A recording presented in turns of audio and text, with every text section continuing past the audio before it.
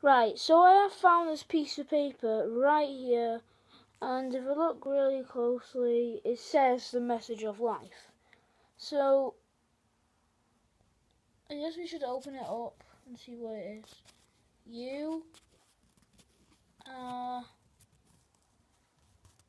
a dirty curry. Right, I did not write this, I just found it. You are a dirty curry, what the heck?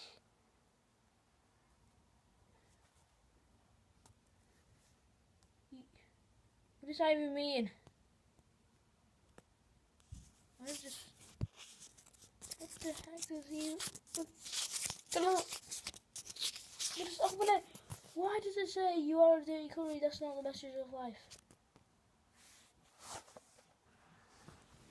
This is not the message of life right here. This is just saying I'm a dirty curry. What do you mean, like you eating curry? It's like dirty or something.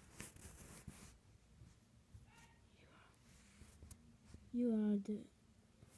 Ah. What the heck?